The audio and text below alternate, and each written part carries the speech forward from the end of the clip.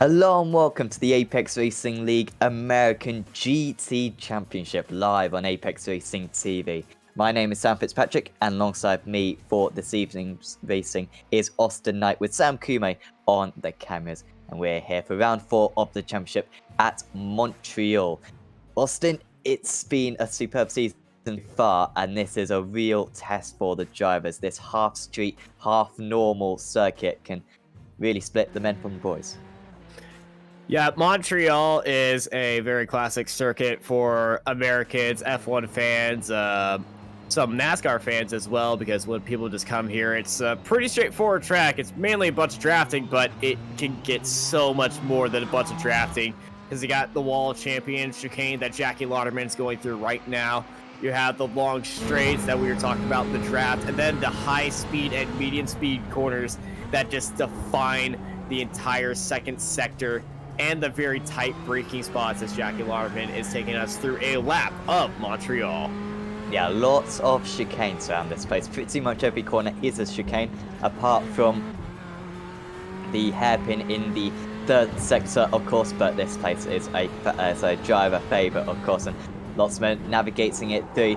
This is his first round of the season as he runs very wide, and he's got provisional pole. This will certainly not be an improvement on that. 30.25. Yeah, first race of the season for Jackie, and he's putting himself into a pretty good position at the moment.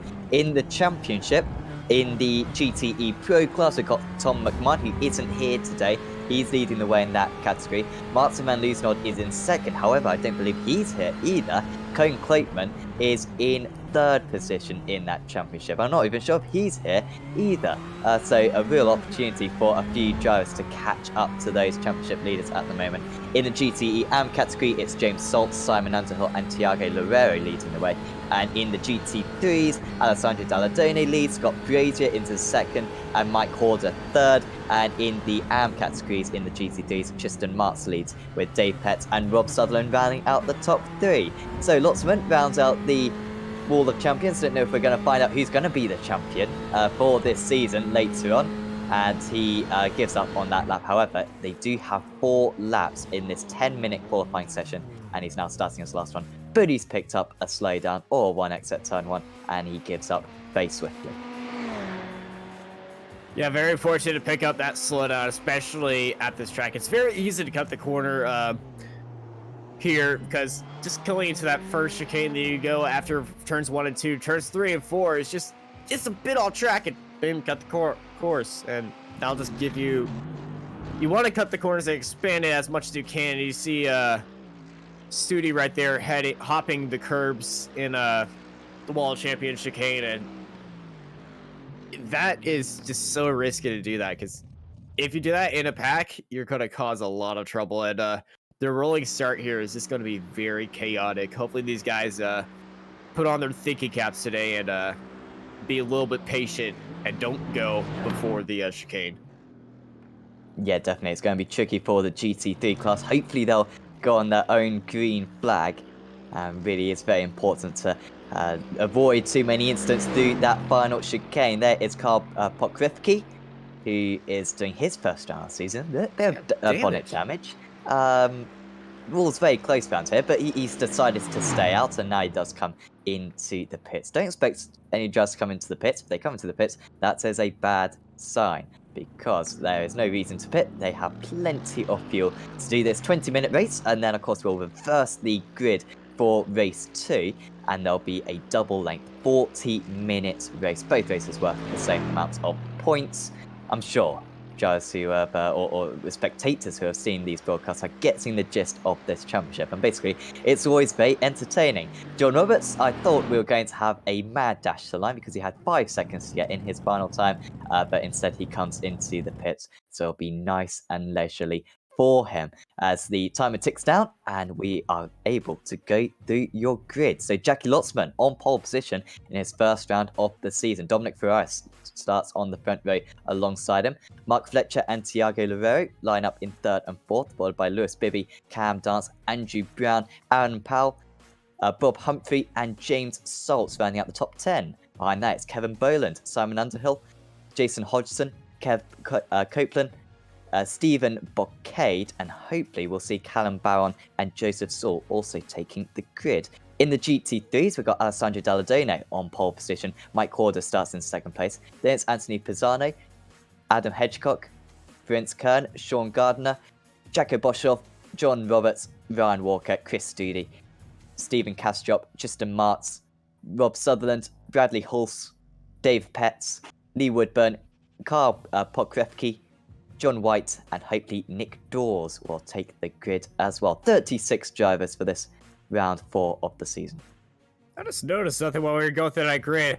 The entire top 4 left lane rows were all boosted motorsports, and they're going to be a very entertaining car to watch because they just updated their car paints to include the spec map, and it's just a beautiful car to look at now.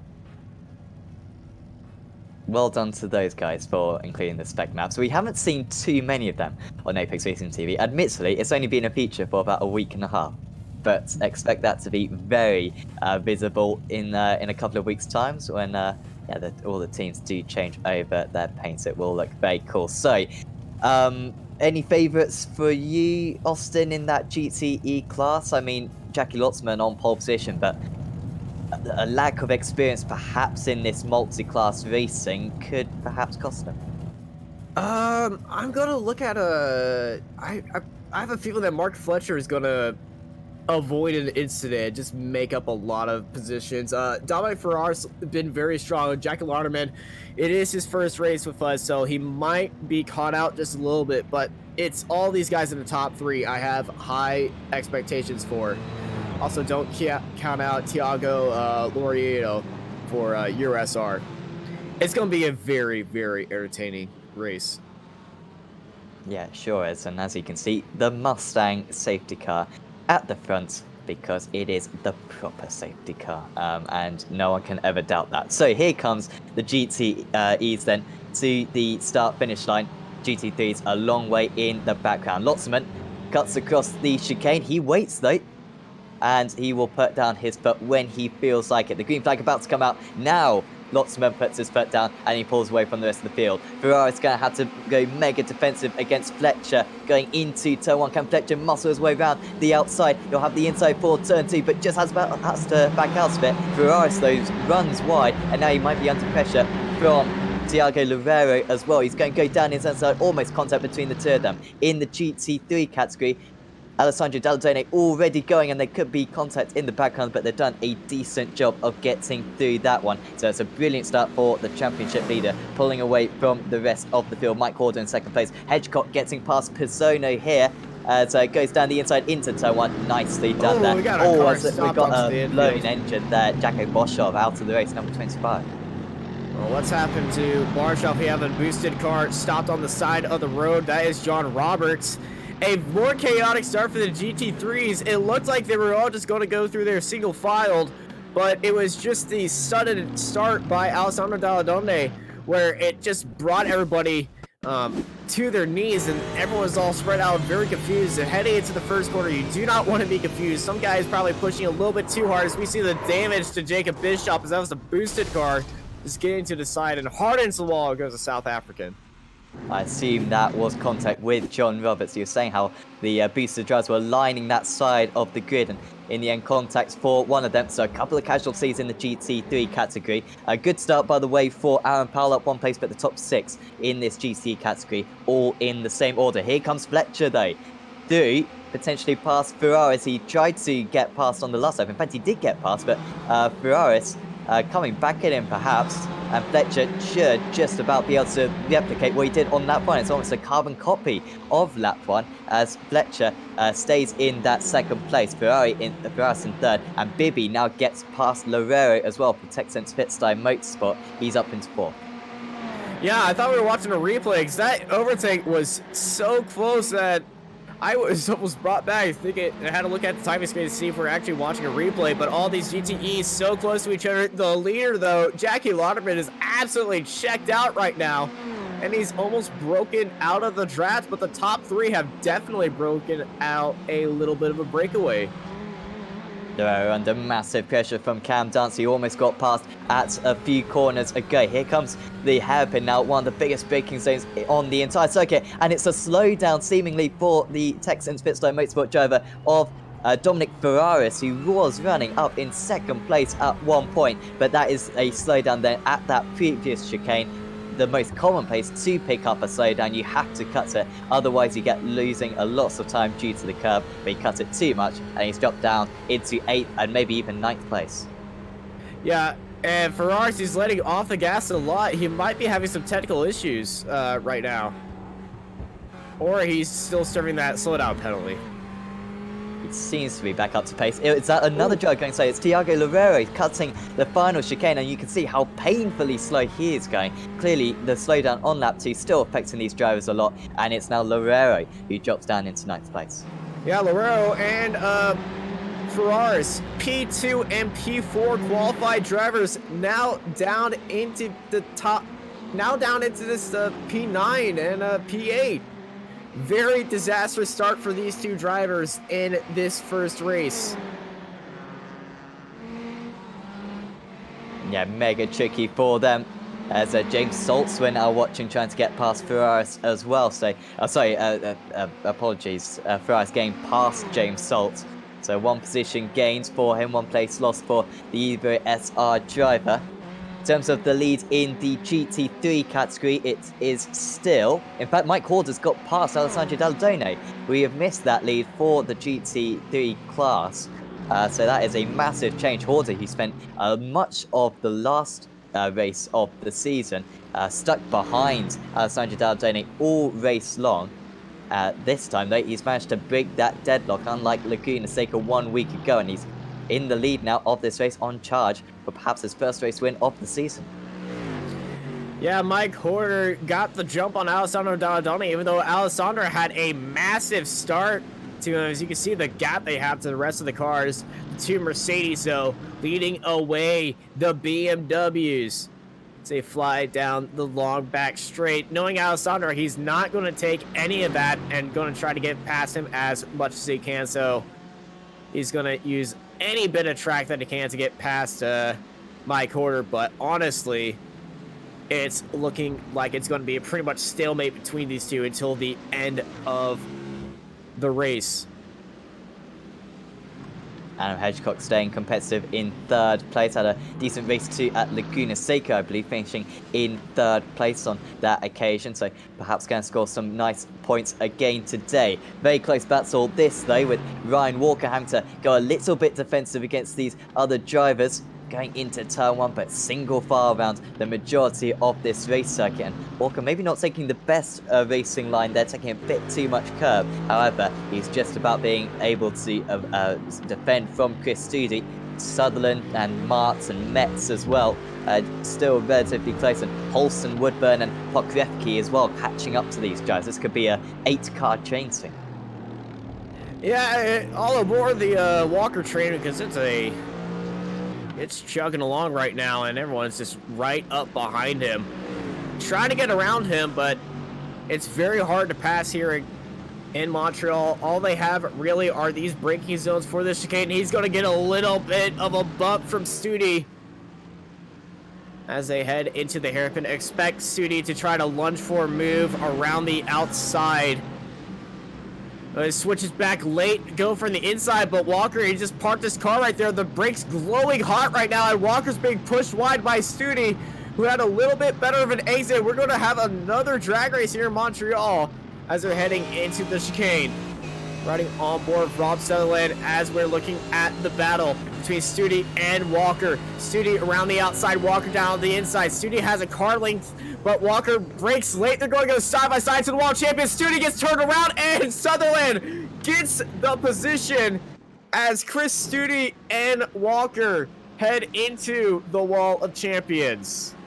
Well, Studi just losing the car there, leaving Walker nowhere to go, and that's the difficulty of going too wide. And for Walker, he had absolutely nowhere to go, but that's the danger you run by challenging another driver into the chicane. Studi had his car ever so slightly ahead, and just spinning it round in the end. That was a 2-for-1. So 2 places gained for all of those drivers who are sitting behind them. A little bit of a queue was falling behind, so I wonder if this kind of pack will start to spread out a little bit. Just a marked leader of the GT3 ARMS in the championship, gaining a couple of crucial positions right there. Yeah, Sedla was the biggest gainer in that. I don't think he even backed off once when he saw the cars being spun around. But Bradley Haas and that beautiful SimTech Ferrari, the only Ferrari GT3 car in the field. Sitting in P10 a little bit nasty exit. He's gonna have Dave Petz on him.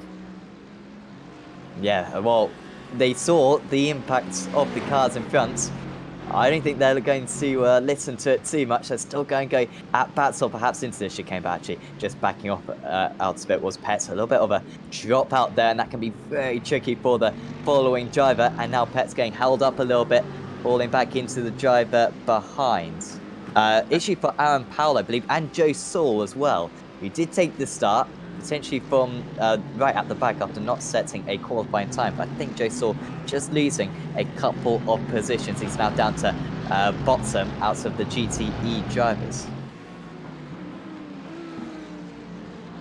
Yeah, I just saw he is out on track.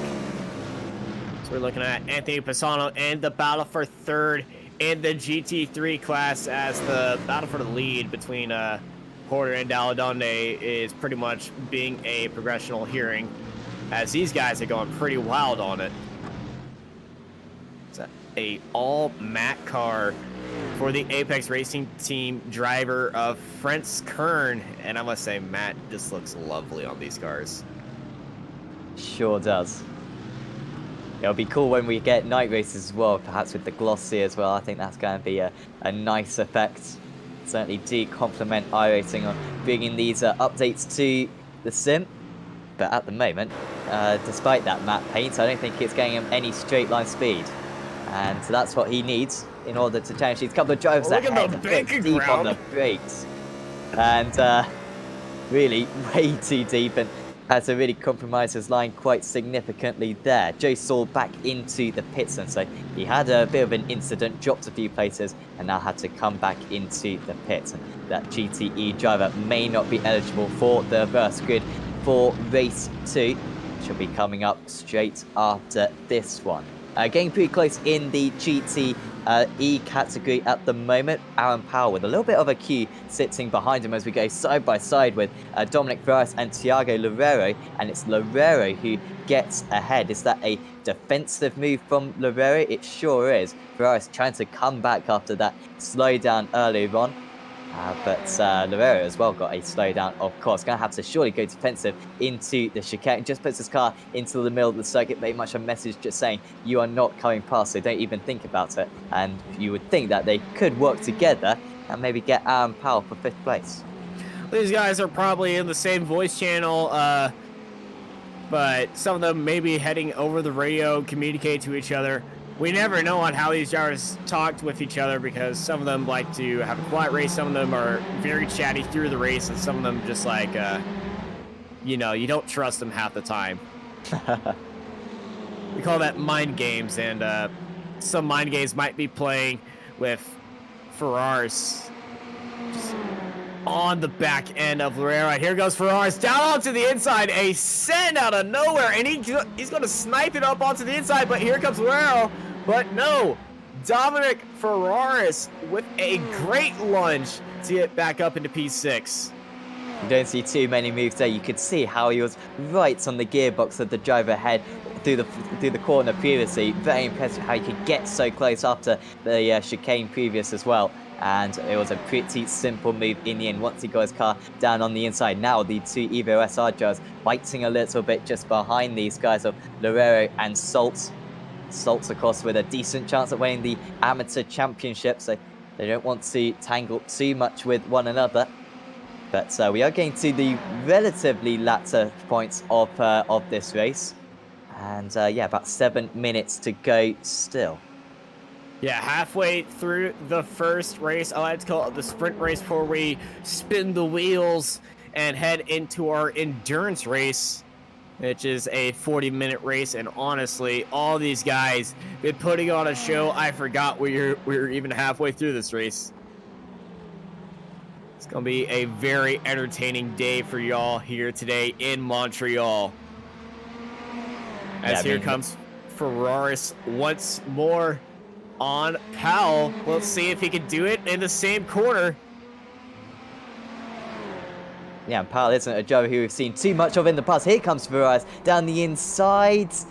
Oh, Powell was just deep enough on the brakes and didn't leave Ferraris too much room because he left a car's width, and that's all he needed to do. Here comes Ferraris again. He has to go off the circuit in order to make this move work. Got his car on the inside, and there's surely not a whole lot that the driving people can do, but he's still sticking around the outside, and that is remarkable defensive driving there from Aaron Powell. However, Ferraris once again with the inside line. The Evo SR drivers catching up to this one very, very quickly, as Ferraris will nip down the inside. This will surely be signed and delivered, as he does move up one place, up into 5th. Still 3 places down from his start, and he's got 5 seconds to catch up to Lewis Bibby now. What a great fight and battle between Powell and Ferraris. Powell, he saw the move. He tried to defend it, just left a little bit too much room. As we can see, the Euro SR drivers trying to get around Powell right there. But Dominic Ferraris has held it around the outside and just kept closing the gap and forcing him to go side by side with him and compromise his corners and exits. And that's how Ferraris was able to get ahead of Aaron Powell. Herrera, I think, will be past Powell quite soon, as well as Stephen Bocade has had a big issue. Was running in a decent position, I believe, was Bocade. Yeah, was certainly running decently in the GT category, but this is how he exited the race.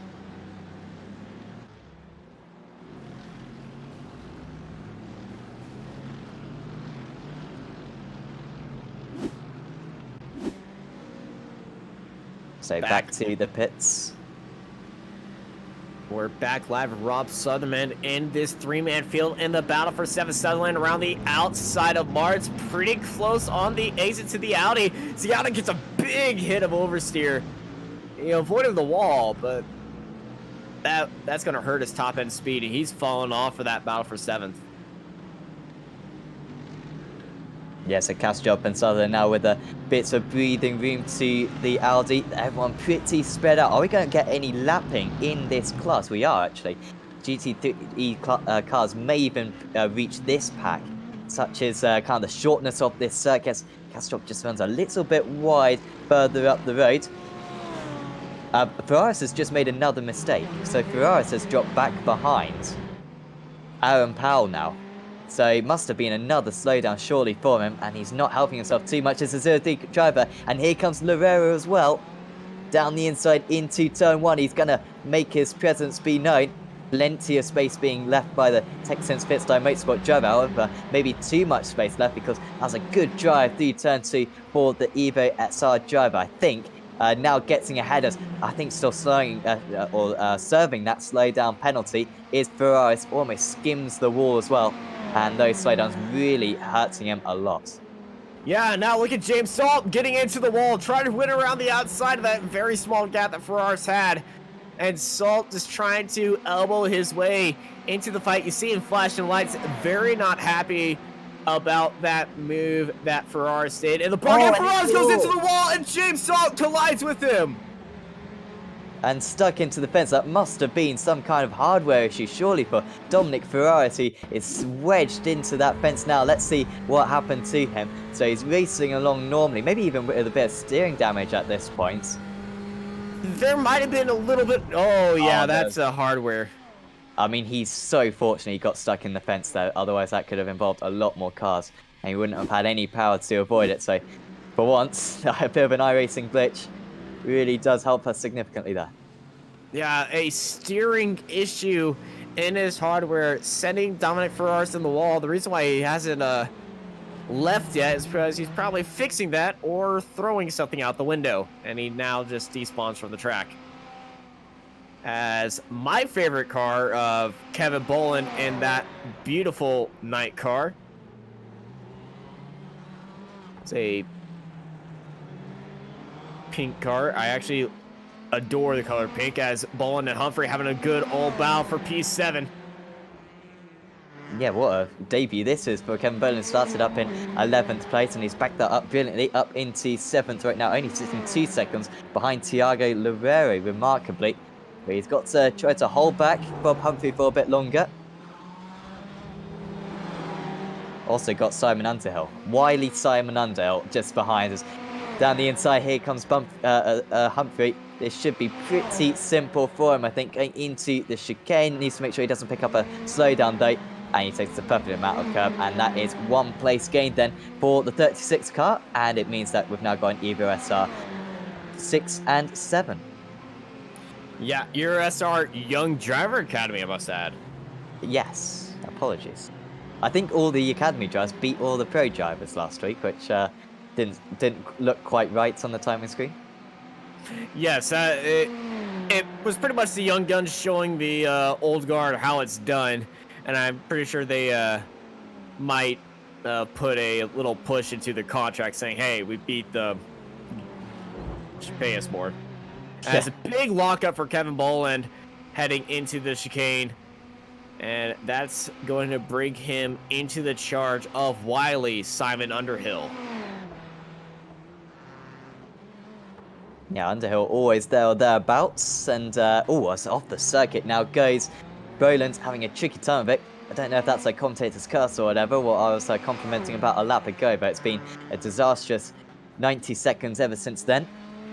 Let's check back into the GT3 lead, because this is actually one of the tightest battles on the entire circuit. Mike Horder versus Alessandro Dalladone. Still not quite sure how that lead changed. We might be able to get a replay of it, perhaps after the race has completed. Well, it is the last lap.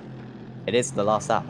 Well, I don't think it is. I think Lotterman will do one more after this. He's got 30 seconds to the final chicane. If he just takes it very easy, he can. Because he's got a very comfortable gap to P2. So if he just lets off the gas and maybe applies a bit of brake. No, we're going to have one more lap here. With 10 seconds to go. If this is a crash now on the last lap for him, this will look slightly ludicrous. Because you're right, maybe he could slow down, but it would have been close. He's only 8 seconds ahead of Mark Fletcher. The way that the white flags are done in iRacing can be a little bit ambiguous. But in the end, it's probably best for him just to stay behind these GT3 cars now, because he's got such a gap, he can afford to lose quite a bit of time on this last one. Well, I say it's time to go on board with Alessandro Dalladone, because he is on the bumper with Mike Horde in the battle for the lead in the GT3. He's actually backed away. He might have got a slowdown. Yeah, only 0.7 of a second behind. And struggling to gain too much down this straight as well. The GT3, not a massive slipstream car. And so he's going to have 1 lap to go, the 14th lap of this race, in order to make an impression on his championship rival, of course. Indeed, and Horder, who's just disappearing ahead of us, definitely not helping Dalladone down the straight, as the leader of the race, Jackie Lauderman, stuck in this gaggle of cars. He's not going to attempt to pass any of these guys, as they're going to go side by side into the chicane. A little bit of a bump to the Audi. There goes Mark Sutherland. Big old bit of oversteer, as Jackie Lauderman's going to take the win in the GTE category. Jackie Lotterman, the race winner then at Montreal. His first race winner of the season, his first race of the season, and that's how you come into it. And straight away quits from the race, because that was a lot of GT3 cars around him. Look at this for Underhill, almost hitting the inside wall. Boland defending the inside line. Underhill thought that maybe the dummy was available. He gets his nose ahead. It is a very long nose on that Ford as he goes round the outside, and he just squeezes his way through. Not too many times we see an overtake round the outside at that chicane, but Underhill pulls it off. A little bit of a poor final few corners for Kevin Boland, but I believe Underhill finishes top of the AM drivers in the GTE category. What a wily move for Wily Simon Underhill, taking that move around the outside in the final chicane, as Alessandro Dalladone is going to have one last charge. almost taps the wall of champions, but it's going to be Mike Horner ahead of Alessandro Dalladone. Great race by these two. Mike Horner gets the win ahead of them, 1 and 2, finishing 2 and 1 in the field. Yeah, that was tight battle between those two, as seen for the entire season, and it should be very fun watching them go at battle for race 2 as well. Dalladone has only finished off the podium 1 time in the first 7 races this season, which, considering how competitive that GT3 pack is, and the reverse grids as well, is pretty remarkable. So we can go through the final results, and winning out then for the first time this season is Jackie Lotzman in the GTE category. Mark Fletcher finishes in second place, and Cam Dance rounds out the top 3. Lewis Bibby finishes in 4th. Aaron Powell was the top AM driver. Apologies to Aaron. He finishes top AM driver, a remarkable 5th place overall. Then it was Tiago Laveri, Bob Humphrey, Simon Underhill, Kevin Boland, Jason Hodgson rounding up the top 10. There's Callum Barron from the back of the grid, Andrew Brown and Kev Copeland. The retirees, or one lap down actually, was Joseph Saul and Stephen Bocade. Those drivers will be eligible for the... Oh, sorry, they won't be eligible for the reverse grid, but they will score points at least. Dominic Ferraris and James Salt, after a big impact, did not finish. In the GT3s, Mike Horder wins out. I believe that's his first race win of the season, remarkably, and helps his championship charge. Alessandro Dalladone finishes in 2nd place. Anthony Pisano, very strong 3rd place for him, with Adam Hedgecock in 4th. Dennis Frinskern, Sean Gardner, Tristan Martz, Rob Sutherland, Stephen Kastrop, Dave Petts, Lee Woodburn, Carl Pokrefke, Bradley Hulse, Ryan Walker, and Jacko Boshoff. Those drivers will be eligible for the reverse grid. John Roberts will score points. However, Chris Doody will not score points. He was a retiree, and John White and Nick Dawes did not take the start. So it is reverse grid wheel time. And yes, it is, well, reverse grid wheel time, and the wheel is on your screen. And let's just spin it.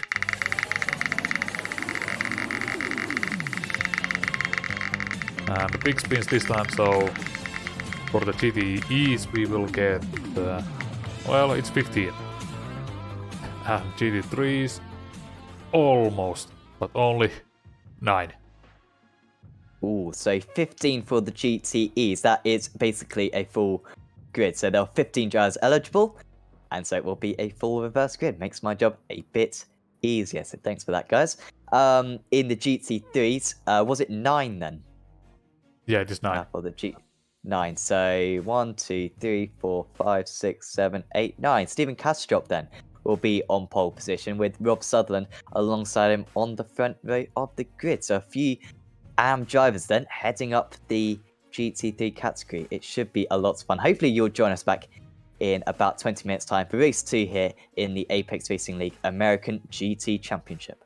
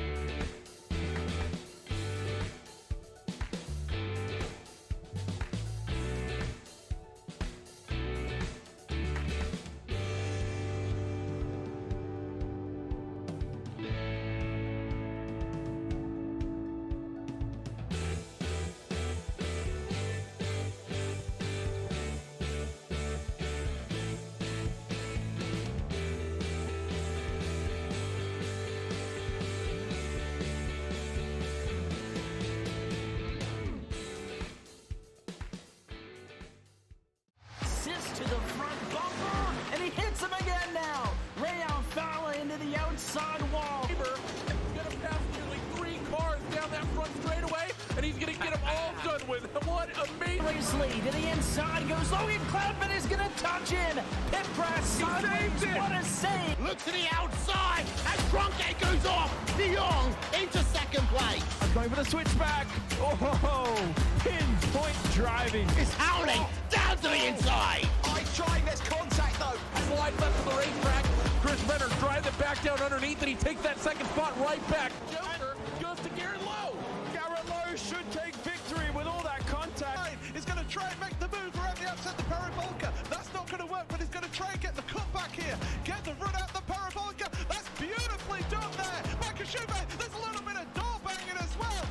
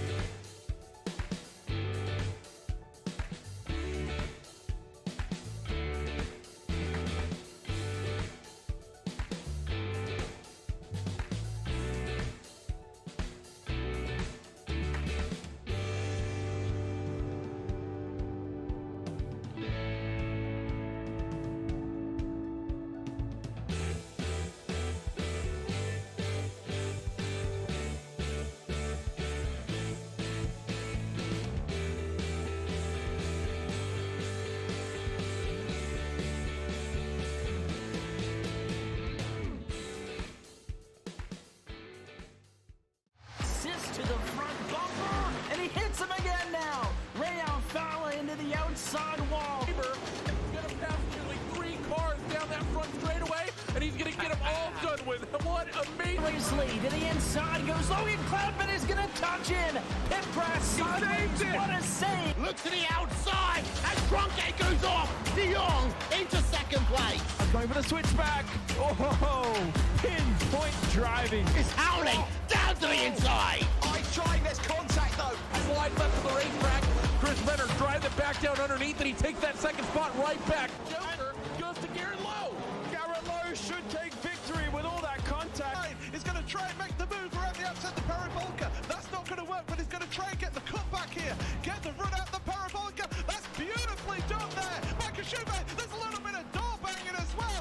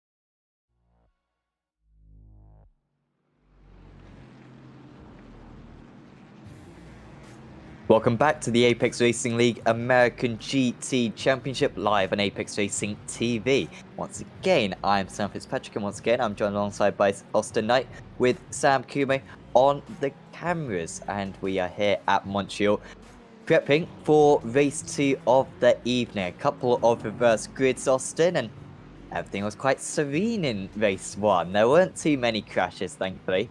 I feel like in this race 2, though, it's going to be much more difficult to prevent those incidents because it's going to be tricky to overtake around here. These drivers are really going to be quite aggressive in order to recover from those reverse grid places. Yeah, race 1 was pretty nice. Not a lot of chaotic stuff, a few chaotic moments, but only one Wall of Champions collections. That was from hard battling over this 40-minute race. We're probably going to see a more aggressive start from a few people, especially after the reverse wheel has sprung up, and we will get to that starting grid very soon. But also, we notice on how people like to drive this track, and the leaders are going to be smoking through the field. I assume we've got to keep our cameras on Alessandro Dalladone and Mike Horter, as well as the GTE leaders of Jackie Lauderman and Mark Fletcher. As let's bring up the grid, and it's the GT3s first. Yes, we hoped that this wouldn't be too much of an issue, but unfortunately it has happened. So hopefully the GTEs will leave a big gap as I've requested, but at the top of the GT3s then, and will be behind the safety car then. Stephen Castrop starting from pole position, then it's Rob Sutherland, Justin Mark starts in 3rd place, then it's Sean Gardner in 4th, then it's Vince Kern, Adam Hedgecock, Anthony Pisano, Alessandro Dardone, and race 1 winner Mike Horder starting in 9th place. Then it's Dave Petts, Lee Woodburn, Carl Pokrevsky, Bradley Hulse, Ryan Walker, Jacko Boshoff, John Roberts, and Chris Studi. In the GTE category, it's Stephen Boucade, Joseph Saul, Kev Copeland, Andrew Brown, Callum Barron, Jason Hodgson, Kevin Boland, Simon Underhill, Bob Humphrey, Tiago Loureiro, Aaron Powell, Lewis Bibby, Cam Dance, Mark Fletcher, race 1 winner Jackie Lotzman, and James Salt as well, as the GT3s just pull away now and lining up behind the Mustang pace car. We're about to get 40 minutes of racing underway. GTE is pretty close to the GT3, so hopefully we won't see too many incidents. As Stephen Kastrop negotiates the final chicane, he will decide when he puts his foot down. As we are about to get underway here at Montreal for race 2, Stephen Kastrop pulls away from the rest of the field, and it's a nice start for him. Straight away for Kern, getting past Gardner, Hedgecock and Pisano. Also a little bit side by side, as we might have a change for the lead. Southern trying to challenge Kastrop into the first couple of corners, and also just about making it through does the Rev Max driver. Contact though for Profetsky, who's had a big off. Hopefully they'll be able to sort themselves out by the time that the GTEs come through, as here they are. Tiago Loureiro in the lead of that class, as we've got the GT3 in the middle of the circuit. Can they all manage to get past? Just about to. Great avoidance there from Cam Dance. Good avoidance as well from Simon Underhill, and Woodburn should be able to get back going now. Oh my goodness, I was squirming in my seat right there. I didn't want to see there, but the GTEs and GT3s have had their first bout of contact as the GTE field is making their way through the GT3s. This is going to be a very exciting and scary start, I must say.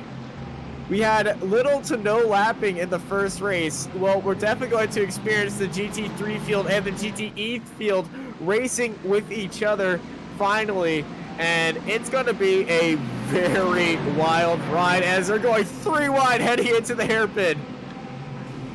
Oh, and big contact there and off the circuit. Onto the inside there. What's that, Hodgson? Perhaps no, it was Brown. Down. It was Brown who got into the back of him and may have caused that. Yeah, and a car spinning on the inside then. So big incident right there. And yeah, maybe Joseph Saul was the one who got spun round side by side going into the chicane on this opening lap of the race. And it's Jackie Lotzman. He's had a remarkable start, making his way up through the order.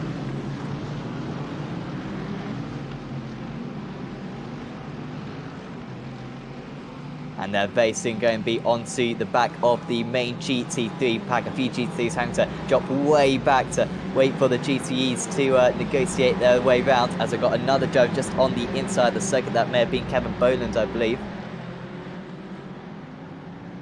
Or it was maybe Gardner, yeah. Yeah, that car is all bits of torn up right now.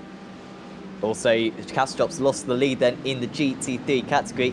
Falls down to 4th place. It's now Sutherland leading the way from Mart and Kern. And Kastrop continuing to lose places here with a slowdown, it seems, and a lot of damage as well. Yeah, he may have got bumped. He may have hit a wall. He probably just cut a corner, which is why he's serving that slowdown. But he's all the way down into P10. Horrible, horrible start by the Rev Match Academy driver.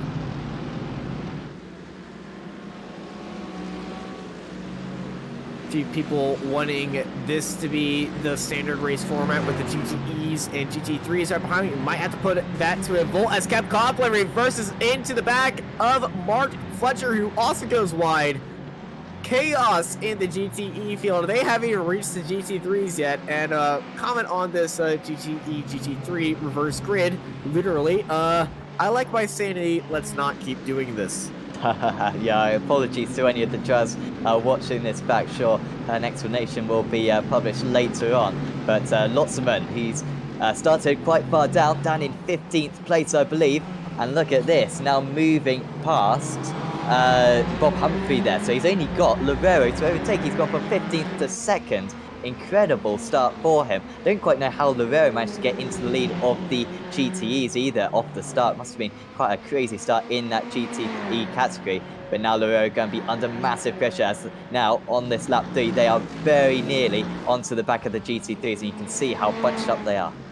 Yeah, they've already done 2 laps, and he's already up 14 and 18 places, the top 2 of the GTE category. Insane moves at the front of the field. As Hedgecock and Studi going side by side with Kastrop, and Kastrop still having all that damage. These 2 cars are just at the tail end ahead of the charging GTE category. Ladies and gentlemen, get your popcorn out because this is going to be one entertaining ride. Hedgecock having a tricky race so far. Started or finished in 4th place in race 1, so I think started in race 5th in race 2. But fell back a few places. He ought to be a bit higher, but they've got to be really careful of the Evo SR driver coming through, as I think that GC3 is going to miss the corner and almost into the wall as well. Hedgecock does a good job at getting out to the way, and here comes Loureiro having to just about negotiate his way past. Almost having to go through the middle of these drivers as they are still fighting as well. Here comes Lotzman down the inside into the lead. Goes Jackie Lotzman. Incredible for Lotzman. He won race 1 and he's escalated 14 places in this race 2 to take the provisional race win. Jackie Lauderman making moves through the field and just absolutely sending it on Thiago Loureiro as he was being defensive and just trying to be safe and navigating through these GT3 cars. He just sends it and gets the lead of the GTE category. And speaking of the lead, the GT3 category is absolutely nuts right now. Yeah, these guys are ever so close to one another. Fletcher involved in this, along with Powell and Bibby, Brown, Underhill, Saltz as well. McKay just off the tail of these drivers. Here comes Fletcher. He's going to make this one 3 wide. Slow down for the driver on the inside, so the drivers will stream straight past him. And Fletcher mega late on the brakes. Will have to carry a lot of speed around the hairpin in order to hold this place. And he does. Impressive there from Mark Fletcher. Gets past Aaron Powell. It was maybe Joseph Saul who got the slowdown on the inside and lost about 4 places in a handful of seconds. All these cars draft from each other as they fly down the front straight. Some GT3s mixed in as well with these GTE cars as they're flying through the chicanes. And I believe the leaders of the GTE category have also lapped the GT3 pack just ahead of him.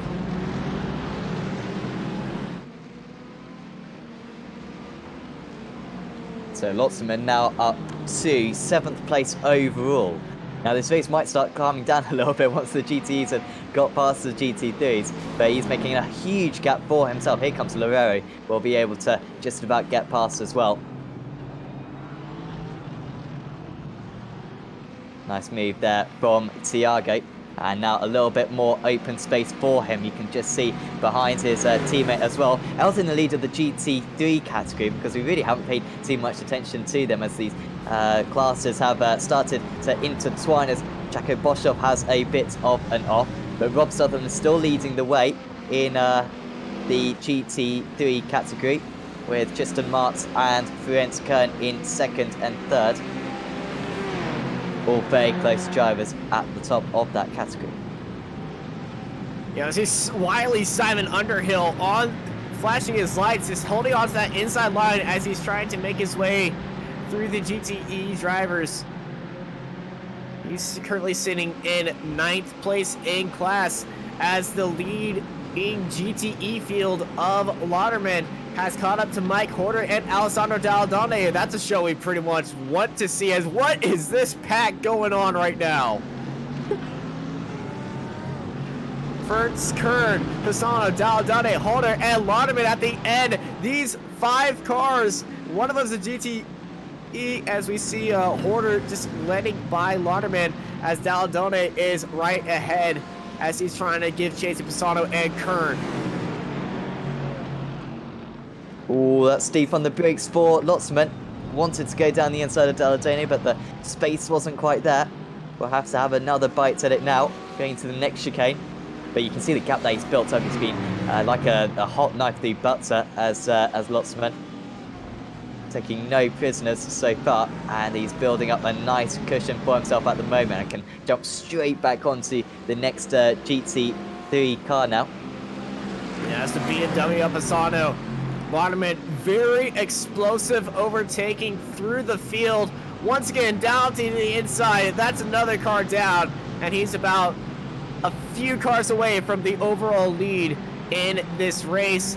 There's Kern up onto his inside. That Ferrari's going to have all the speed he can get heading into the final chicane. This might get a little bit tricky because on the straight line, there's not a lot of difference.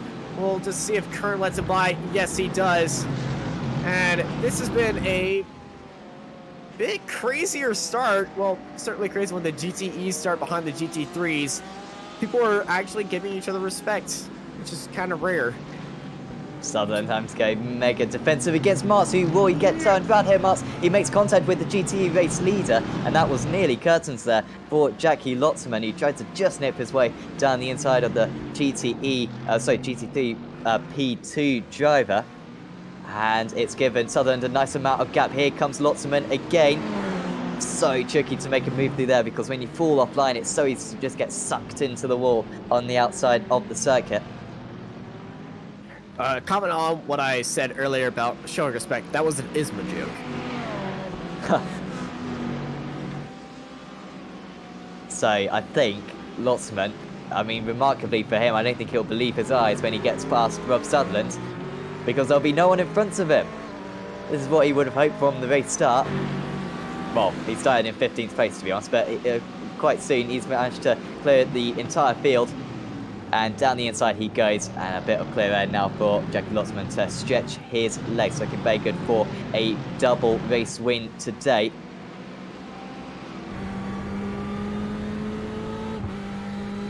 Lure gets past Horder. Oh, issues for Dalladone then on this lap. Dalladone's crucially dropped down a little bit of damage on that car, but he's crucially fallen behind Mike Horder, so Dalladone potentially losing more points to his main championship rival. He's just got to get through these opening laps with all these charging GT3 cars. If you look at the minimap, there's a massive gap behind him to the nearest GTE cars. They're all cruising in through the background of that shot, but there was a massive holdup for both these guys. I remember the start, the GTE field basically just parked on the back straight, unsure of what to do. And it was just pretty crazy as we see Bob Humphrey making his way up onto the inside of Dalladone. So we have a car off track craziness. That's a BMW of Anthony Pisano. Went off track and almost getting into the wall.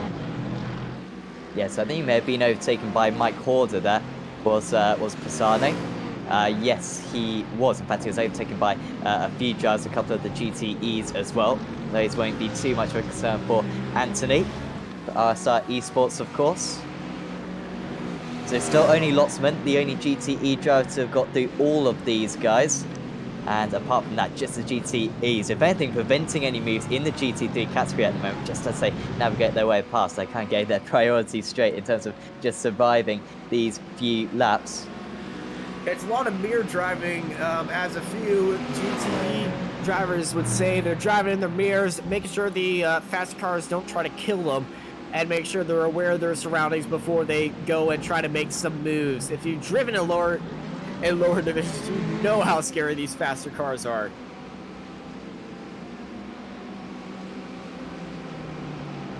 See Thiago up onto the inside, trying to get ahead of these GT3 cars. He's actually in a battle with Cameron Dance, who's swinging wide around the outside of the Audi of Martz, who's had hard contact with Jackie Lauderman. But these two are in the battle for second place. But first, their main issue is to get past these GT3s.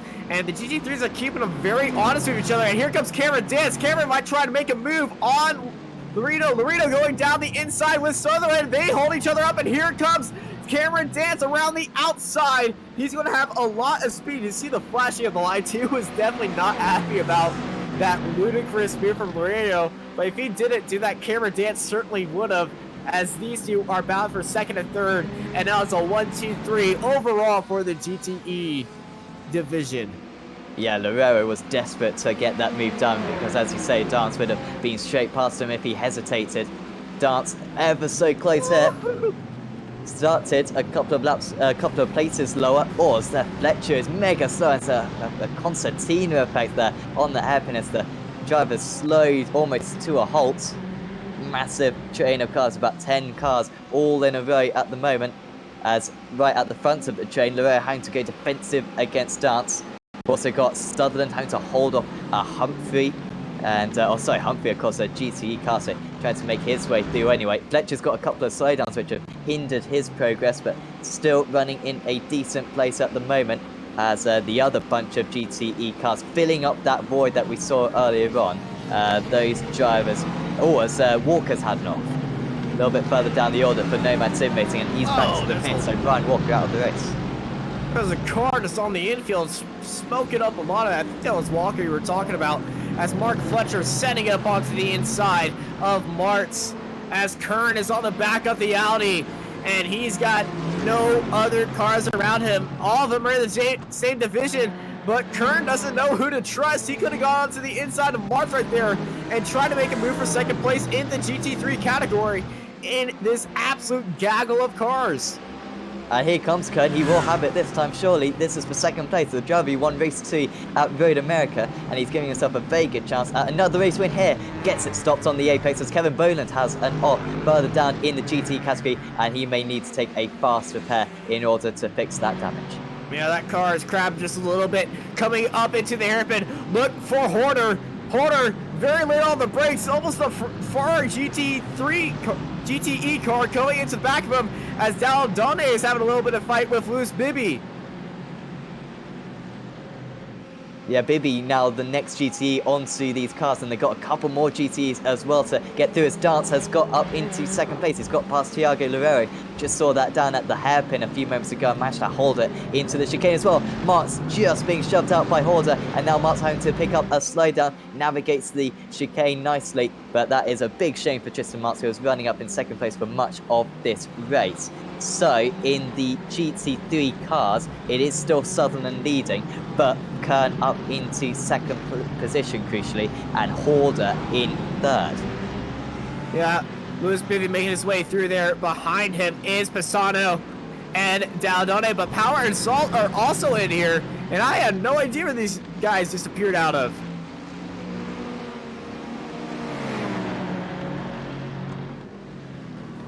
Oh no, and Horner gets turned around. Pisano gets turned around. Sorry, apologies, Pisano. That must have been Powell. Powell. Yeah. Powell just trying to get around the BMW, nowhere to go, and just turns him around, and here comes Salt.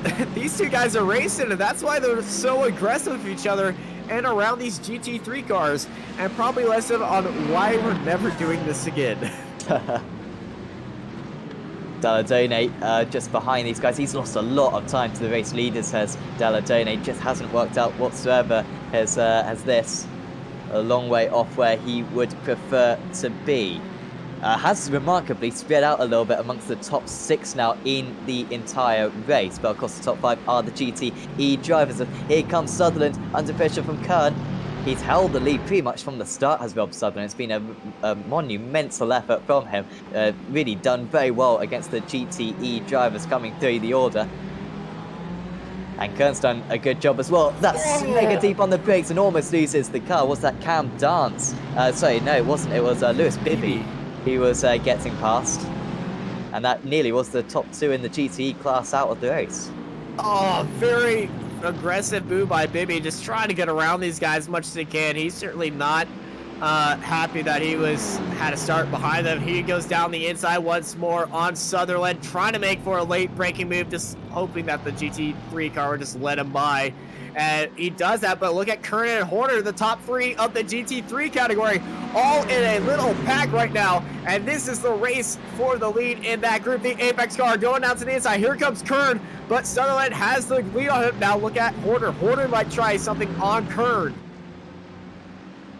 Well, Daldone got a double in the GT3 class last week. We thought that probably wouldn't be repeated, certainly not at the very next meeting, but that is what it's looking like is going to happen for Mike Horder potentially if he can just get past these couple of GT3 cars. We're not yet halfway through this race, of course, so he's got plenty of time in order to make these couple of moves. With the top 3 in the GT3 class separated by half a second. Lotzman leading by 12.5 seconds in the GTE category. As here comes Kern, he's going to have a sniff down the inside. He wasn't quite close enough, almost makes contact though on the corner entry. They're ever so slow through that chicane, and this is an opportunity now for Horder to get past Kern, who's only 1/10 of a second behind. Here comes the GTE car though of Aaron Powell, who's already made contact, I believe, with a couple of these drivers, but Powell thinks better of it. He's going to wait till later on in the lap to overtake.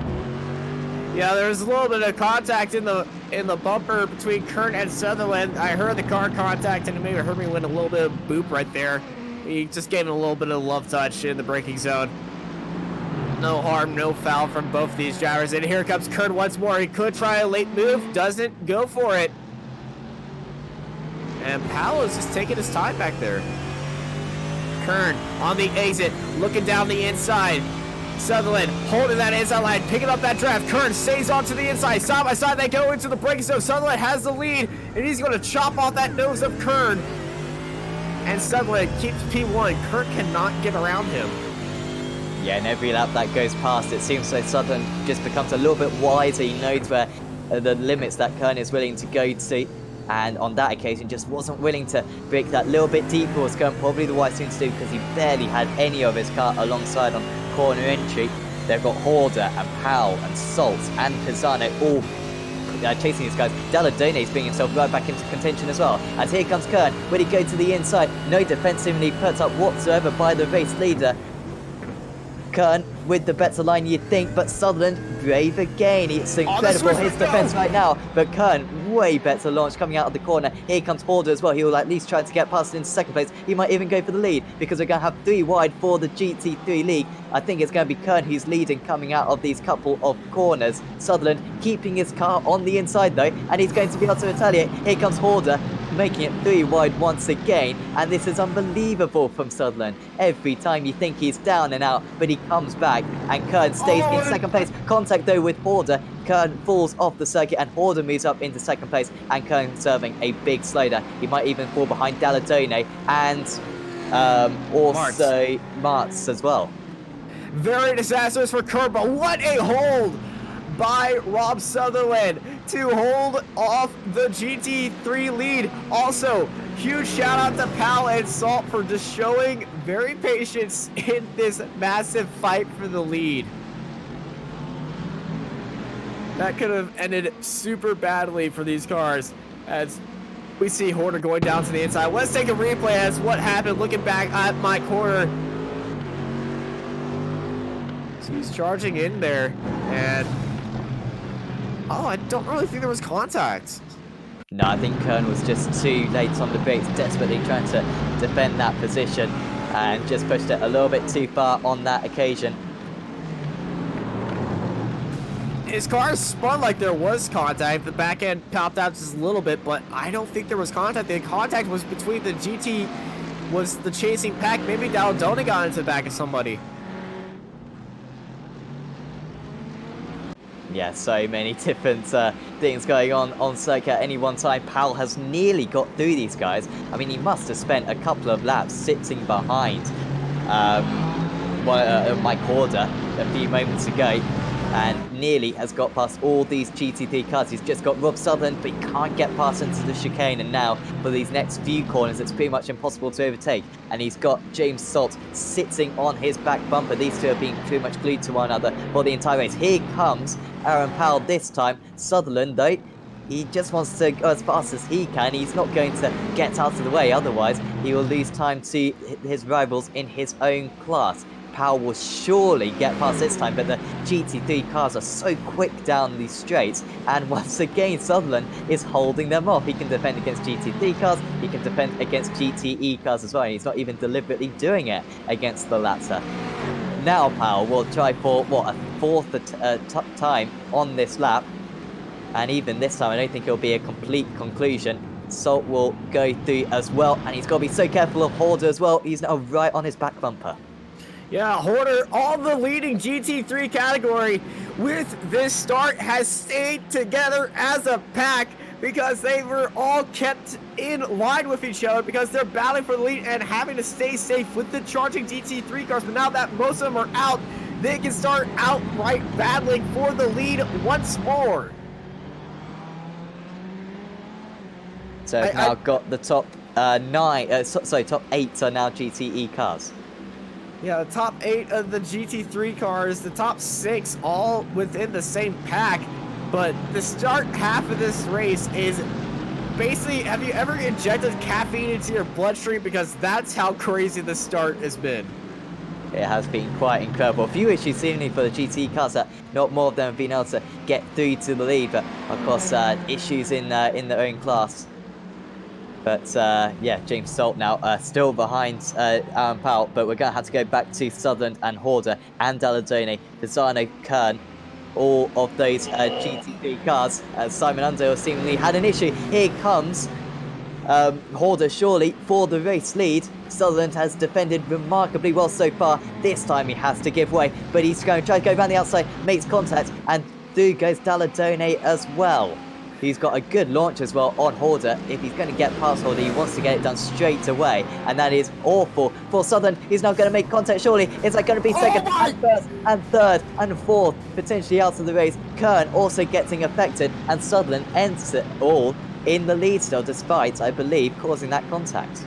Sutherland was early on the brakes. Horder was late on it, had a slow speed coming out of the exit. Sutherland dropped down to 4th, heading into the hairpin though. Late on the brakes, 1st, 2nd, 3rd, and 4th, and 5th and 6th, all into massive contact. And now the leader of the GT3 category is Tristan Martz. Pisano might get past Sutherland as well, but where was Martz? I mean, must have been about 6th place going into the hairpin. And then just 2 corners later, he's into the race lead. There goes Pisano as well as Sutherland makes contact with Kern. He muscles his way round past. And now there's more contact, and Horder as well getting involved. Glitching out as well, Horder. That's not helping the situation too much either. And just to add to this, a couple more GTE cars coming through. That is Copeland and Hedgecock.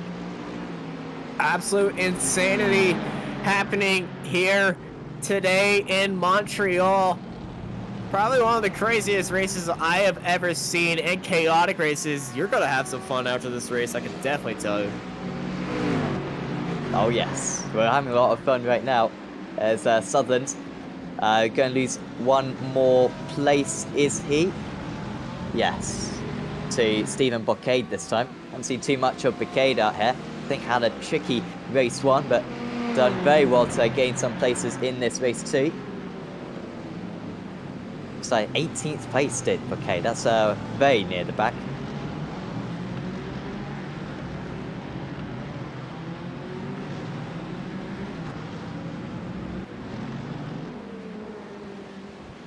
As things are starting to calm down just a little bit, I'm pretty sure they aren't calming down at the very front. Extensions are high in the GT3 category. Tristan Martz leading out Pisano and Kern, your top 3. They have Bocade in there and Rob Sutherland in that pack as well. But really the top 3 are what we should be focusing on, because Pisano looking very aggressive to try to get that lead from Kern, who stayed out a lot of trouble. That Audi is looking very non-beat up, unlike that BMW. Yeah, that's really impressive from Tristan Martz. I mean, the BMW usually looks pretty bad anyway.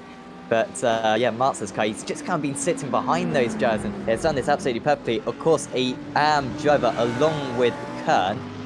Not sure about Pisano. Pisano is a pro driver. Yes, he is. Although second to last in the pro standings is Pisano. You wouldn't guess it by the performance that he's put in so far. If he finished where he is right now, he'd double his season tally of points. So a brilliant opportunity for some massive points haul for these kind of midfield drivers. As Martz is going to have to start going defensive because Pisano's got a big advantage. Top 4. Bocade looks like he's the fastest out of these guys now.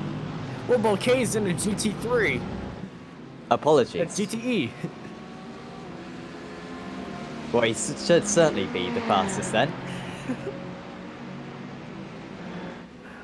They've been racing so close with, they kind of merged classes, and we've been so, it's been so chaotic with that start that honestly it has been confusing for us. We've been saying some GTE cars are GT3s because they've just been behind them, and the blue flag rules are not in effect right now because technically they're not being lapped. Yeah, exactly. I mean, still Bouquet is what? 9th place out of the GTEs. Still going to be a nice result for him if it ends like this. And he just cannot get past these GT3s. It's so difficult to do with the straight line speed of the GT3s. And of course, this is such a... Oh, as he just skims the wall there, does Bouquet. This is such a tight, twisty circuit that the downforce in these GTE cars doesn't really give you that much pace. Dynamics not so important around this circuit. It's much more down to mechanical grip and top-end speed. And that is what the GT3 cars have in abundance. Yeah, GT3 cars, you can see their average lap time. The time is so close with them. Thank you, Sammy, for bringing up that wonderful graphic of fastest lap time. So after that collision we saw earlier on at this corner, Dalladone out of the race actually. So he was the big loss out of that one. Must have kind of got some corner damage which really hurt his steering, and he is out of the event. So championship leader may lose that championship lead potentially when this race is over, although Horder also having a tricky time after the contact that he had. Not even sure where Horder is at the moment. Horder is in 5th place. Yeah. We see Tristan Martz falling down to 3rd after the straight, as Pisano now retakes the lead of the GT3 category. And here comes Kern. Kern might be looking up the inside. No, Pisano's going to hold out as we need to see Bouquet is trying to get around these guys as much as he can. Nowhere to go for the Ferrari driver. Great defensive driving from RSR once again. Kern just lacking maybe that. I mean, Toupé's been very respectful, has Kern, considering how much fighting he's been in. I don't think he's actually pulled a bad move so far, but just maybe not being mega aggressive. And this race win is right there potentially for him.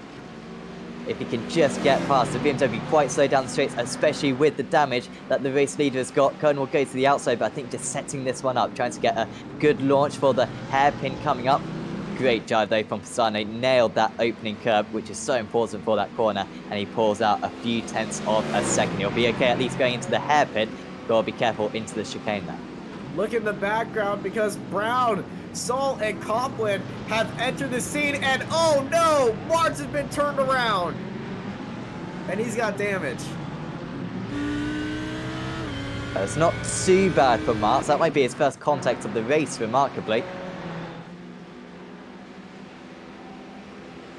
Brown and Bouquet are having a little drag race for 9th place, and Brown gets past Bouquet as Pisano and Kern leading these two out. We know Andrew Brown being more of the aggressive type of drivers, Bouquet not so aggressive on the attack, so we might see Brown shake things up in the lead of the GT3 cars. As you can probably tell from your timing screens, there is another class in this series, the GTEs, and it's Jackie Lossman leading that class by 15 seconds ahead of Cam Dance and Mark Fletcher, as Brown picking up a slow down and letting back past Bouquet then.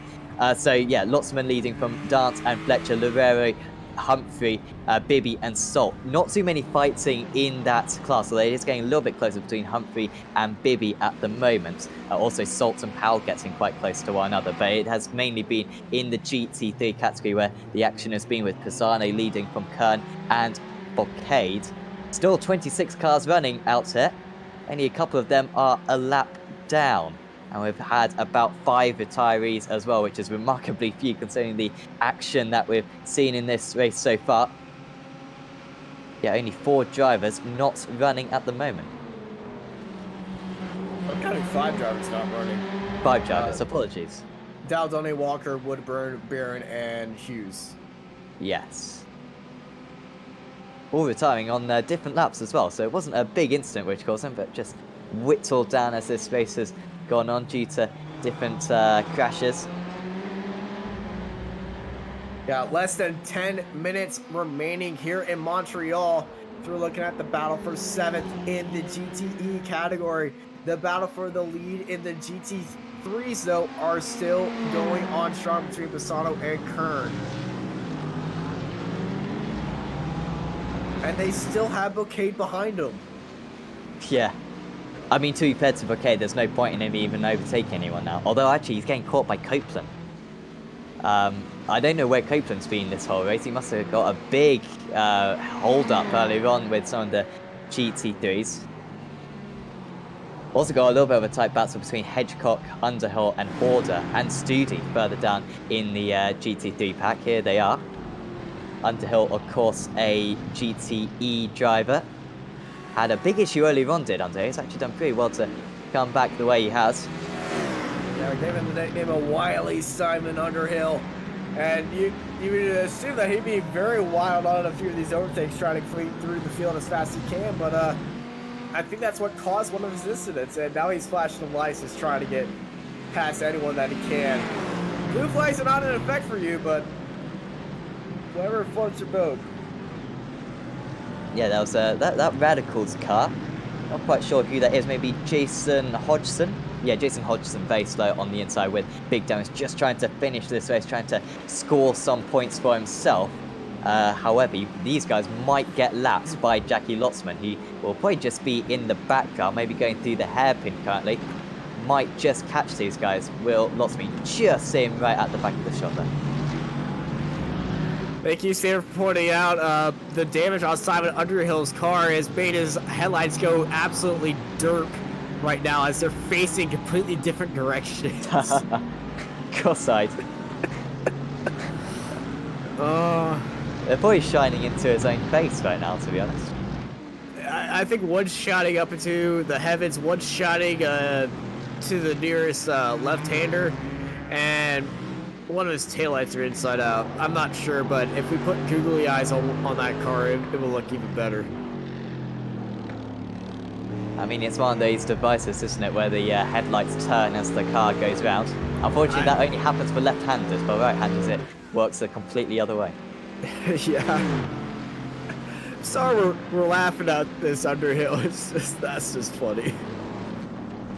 Oh dear. Well, it doesn't seem to be helping his grip too much either, because just going off the second, that's going to be a big slowdown, and then he's going to have to let some of the GT3 past again. Oh, painful for him. There goes, it's that Hedgecock going past. It is. Yes, it is. I mean, he had big issues from the very start, did Adam Hedgecock. I think it was running very, very near the back, but this might turn out to be a decent result for him. As Andrew Brown's just got past Stephen Bouquet again. There he goes. Needs to not get a slowdown this time. I think Brown also has derp headlights as well. Yeah. Seems to be contagious amongst the boards. Is that like a half new damage model thing? Is that what iRacing have been working on for 2 years with this damage model, to have a bit slightly derpy headlights? If so, I mean, very well invested time. If so, I'm racing more GT cars.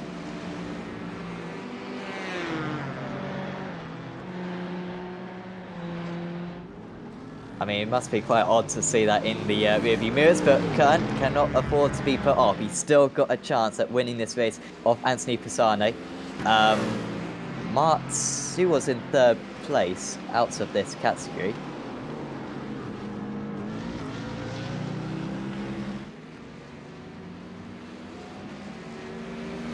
Pisano and Kern racing for the lead in the GT3 category with 2 minutes left in Montreal. This race has gone by so fast. We've been having so much of a blast. We completely forgot about the lead on the GTE category, but the lead from there has pretty much been gone since the start, ever since Lauderman went through. But we have a crash. Simon Underhill is in a crash in the hairpin. What has happened there? About 2 other cars involved in there as we see the leader of Jackie Lauderman So Simon Underhill ahead of all these guys. The boosted cars swinging around. And Underhill gets turned. Oh, and that slippery gravel, fortunately, wasn't slippery enough. And he did manage to get back going, did Simon Underhill. Will score points today as Jackie Lotzman moves on to his 26th lap, I believe. There he is. And he's going to go through these GTs again. Really can just calm down, Ken Lotzman, because this will be his last lap of the race, of course. Yeah, we really haven't been focusing on this battle for 4th, which is he's going through right now. The GT3 battle for 4th or 5th place right now, as what we're looking at with Hedgecock, Horder, Sutherland, and Studies. He's all just knifing his way through there. And really, Waterman on his final lap just having fun with it right now. Didn't even have to do it, but these guys in the front of the GT3 category in the midfield kind of just all out with each other. Looks as though, yeah, there you go, see Sutherland. So Pisano is going to be able to hang on. However, you will have to do one extra lap. So he'll be able to really concentrate on that GT3 lead, because they will be able to do one extra lap as the GTE cars won't quite be able to lap them in time. Well, the leader, Lauderman, he's just lapped all the way up to 17th overall. So the first person that will not have to be lapped is Hedgecock. Never mind, Hedgecock is going to finish on this lap, because around the chicane, hops up onto 2 wheels. 1-time winner, 2-time winner, second round. Jackie Lauderman takes the win. Clean sweep of the race wins then, as the other GT3 cars come across the line. Cam Dance will be in 2nd place, Mark Fletcher in 3rd, Loureiro, Humphrey and Bibby, those remaining top 6 places. But in the lead of the GT3 class is where we're going to have to go. Anthony Pisano has currently got a GTE between him and the rest of the class. However, he's about to lose big amounts of time as he's going to have to take a compromised line through this next chicane. And here comes Kern. Kern is in great.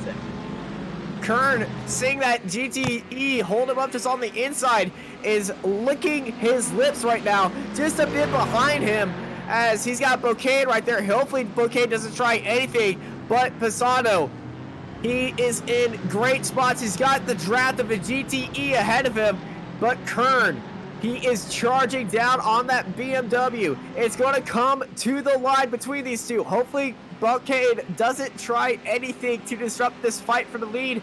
Maybe give Kern a little bit of a bump draft, but it's looking like it's going to be Pisano taking the win in the BMW in the GT3 category in the wildest GT3 race we have seen.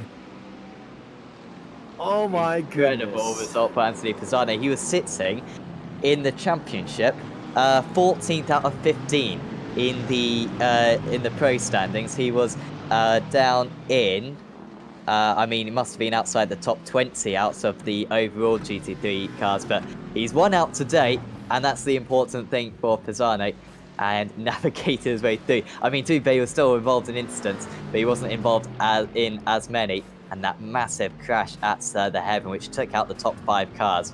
I think he was involved in that, but didn't lose out too much, and the 57 finishes on the top step of the podium. Good day, though, for Trent Kern.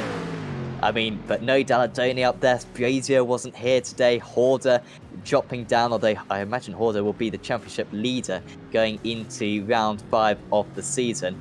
No Boland today. Boshoff having trouble, so massive issues for all the championship contenders. And it is these guys who finish on top. Well, So, before I say this was a great Christmas gift to everybody, a early Christmas gift as we head on to a 2-week holiday break. But, Mazel tov. Absolutely nuts.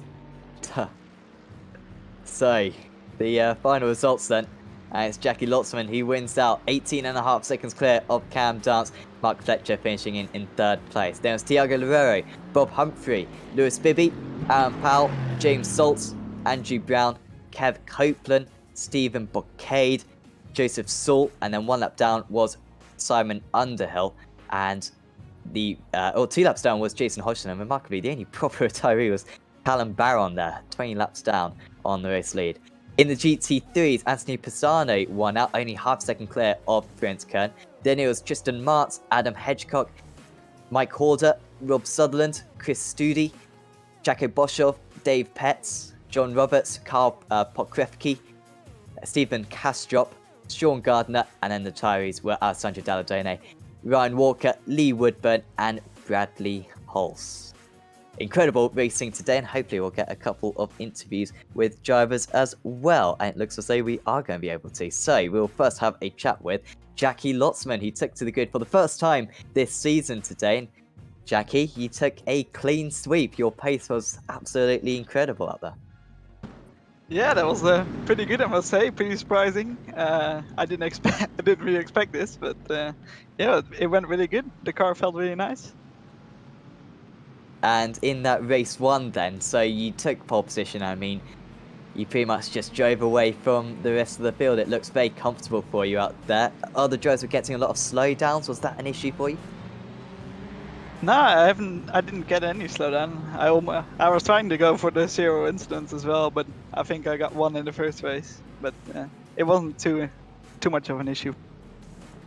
And then in race 2, it was a remarkable start for you. I believe you started down in 15th place, but then it seemed in the first maybe 2 laps you were up into 2nd place. Just take us through those first couple of laps. Yeah, that was really crazy. The start was really weird because I think it was an Evo SR car that just went and everybody was waiting. So that was kind of interesting. But then yeah, I had to do quite a bit of overtaking, but there was quite a bit of a pace difference as well, so it wasn't too hard to over. And then, yeah, I mean, getting through those GT3 cars, it looks tricky out there. A few drivers took a long time to get through, but you just seem to carve straight through them. Yeah, but the thing is, you just fly up to them so quick. It's almost scary, but then, yeah, it wasn't too much of an issue for me. So looking forwards then to next round. I mean, it's a while away, 3 weeks away, as we have a couple of break weeks. Are you going to, is there any racing you're going to be able to take part in over the next couple of weeks, or are you going to have a bit of a break? I think we'll relax a bit over the Christmas and then we'll come back strong. Awesome. So we hopefully we hope to see you back for round 5 of the season. Before we let you go, Jackie, is there anyone you'd like to thank? Yeah, obviously everybody at Prologue React Esport. The guys are awesome. Our new sponsor, Cube Controls, thanks to them. And Merry Christmas. Thanks for having a chat with us, Jackie. Congratulations for today, and hope to see you back on Apex Racing TV very soon. Thank you guys, see you next time. So that was Jackie Lotzman, and Austin, who do you fancy having a chat with next? There's so many names to choose from. I want to choose a GT3 driver, so we're going to bring in Ferntz Kern into the interview room. Hello, Mr. Kern. How are you doing? Good evening. Yeah, it was quite, let's say, eventful the last race, so still a bit tired of. You came out in P2. You were in a massive gaggle of cars for the fight for the lead throughout that entire race when the entire GTE field was coming through the GT3s and y'all were just stuck with each other. What was your mindset? Were you focused on racing, or were you focused just on letting the GT3 ease by, or just not hitting anyone? Not hitting anyone is the main focus of every race I do. But for this race, for the last race, it was a bit surprising that the GTs are behind us, which I think wasn't meant to be. So I feel a bit sorry for them. That was what I also was thinking of when I was racing. And then, yeah, the focus was forward, gaining positions if possible. Of course, yeah, as I said, hitting nobody, which was a bit difficult and didn't work out once, where I had to avoid. And gave, I think, Rob a slight tap, which led to a bigger crash. But yeah, it was a bit difficult also with the GTEs because in the end I saw I have GTEs behind me on the long straight, and yeah, they are 0.2 behind me, and towards the chicane it's 0.4. So yeah, how should I let them by if they're not even catching up? It was just a massive head scratcher and so many issues for you. I want to say favorite part of the race, but there are probably so many moves that you put on and so many battles that you just can't really single one out, can you? Yeah, for me it was a whole battle the whole time. So starting again, I think in fifth, and it was always close because of the reverse grid. And then then I found myself in, I think, in P3 or so, or P2. Then I unfortunately had a net code with Mike, because I just checked the replay. There was no real contact, but yeah, I just felt a slight tap from the back. That's unfortunate. And then I had a mess again, and then I was again just checking, like, oh look, P1 is, I don't know, 3 seconds in front of me, so I was P5 behind P1, 2, 3, 4 in one row. So let's see. That was focused to see what's possible. All right, thank you. Before we let you go, anyone you want to shout out? Yeah, I want to thank our sponsors, Computers and STK Gaming, and the guys for the good. All right, thank you, Ferns. You have a good time. Enjoy your holidays, and you have a good break. Yeah, I will. I wish everybody Merry Christmas and a Happy New Year. Thank you. See you.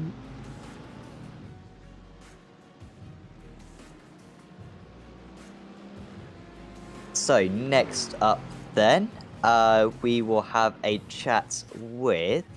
Oh, who are we going to have a chat with? I'll have a chat with Mark Fletcher, I think. Because Mark was in the walls, but in the end, a pretty good day, Mark. A second and a third place. Good points haul. Yeah, it was an interesting round. As probably Jackie said, we did SCO earlier as well, so it's been a full day of racing, we'll say. Yeah, definitely. That race one then, sorry. I believe you started in third place for that, but managed to get up into second place. I mean, yeah, just take us through that first race from your perspective. Yeah, I knew I needed to keep on the back of, try and keep on the back of Jackie for as long as I can, so I needed to get through. And somehow the same move worked twice on 2 different laps, which I was quite impressed at. Yeah, and then in race 2, you started quite near the back, but I hear there was some confusion at the GTE race start with some drivers going and some drivers not. Did you kind of benefit from that, or did you fall back a little bit due to that? I didn't go as... The lights went green, but some people went, some didn't. I just stayed where I was because I'd try something crazy and get a black flag for it. And obviously with Martin not being here, I needed to score some good points. You know me, I'm always trying to keep it safe. So 2 0x races for me tonight, and like I say, a second and a third. Yeah, definitely. And I mean, in the championship then, with McMahon not here, Van Liesnod not here, Klopman not here, I believe you might be leading the points now. So quite a radical change after being 50 points behind. I think you must be leading by about 10 points now. Yeah, I'm surprised Martin didn't turn up because he had a rough one at Laguna. So he's got a 29 score counting. Obviously I missed around from a marathon a couple of weeks ago. But yeah, there's a lot of top boys that weren't here today, and then I believe Jackie turned up. Who's this guy? I mean, he was pretty good in British GT as well, but I mean, absolutely unreal pace today. In terms of next couple of weeks, of course, no rounds of this championship, not too many leagues going on this next couple of weeks. Are you going to be concentrating on official series, or are you just going to have a bit of time off? I'm probably going to have a bit of time off, to be honest. I'll do the Rallycross Championship tomorrow night. And just probably have a mess around in the F3s for a bit, get some close racing and keep trying to improve the racecraft. Awesome. Well, I wish you the best of luck, Mark, for that. And before we let you go, is there anyone you'd like to thank? Just all the Radicals boys, all the Motap boys. Jason again for making my setups. and Sim Racing Studio. And Merry Christmas to all you lot. Thank you very much. Yeah, thanks for having a chat with us, Mark, and congratulations for today. Cheers, Sam. Thanks a lot. So that was Mark Fletcher and Austin. Still got time for a couple more interviews. Yeah, let's bring in Mr. Adam Hedgecock into the interview room. Howdy, Adam. How are you doing? Hi. God, that was rough. I'm tired. All right, well, we're gonna make this very easy so you can sleep. How was that race? Well, besides rough. It was an experience. Yeah, the GTEs coming through was pretty incredible. Trying to judge whether to let them through or continue battling with the guy that you're, racing in your class. But it was fun. Just towards the end, the car was a bit second-hand and it was a bit hard to drive. Yeah, we saw you in a big old gaggle of cars at the end of the race. I believe you finished P6. Was that right? No, P4. Oh, P4. You were in the fight for P6, and then you just jumped ahead of everybody. But how was that drive through that newly spec map boosted car? It's lovely. It's blow my own trumpet. It's one of my finer pieces. I did borrow some carbon from George Simmons.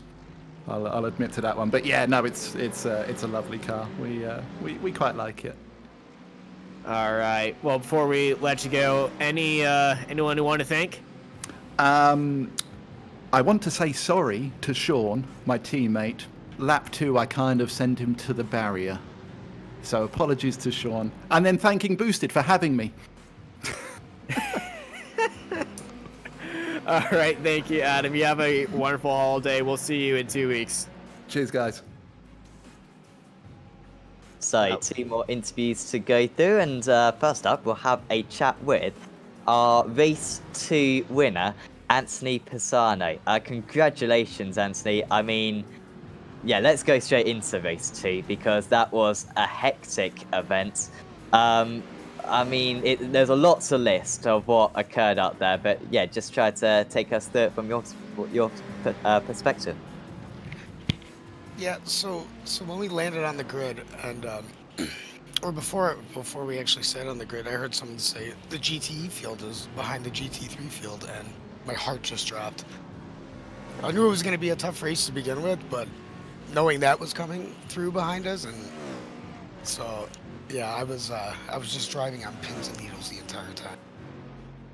Yeah, it seemed pretty close, but you had a fantastic battle with Ferenc Kern for those last 10 minutes. It looked quite clean from you guys. It was very entertaining for us to watch.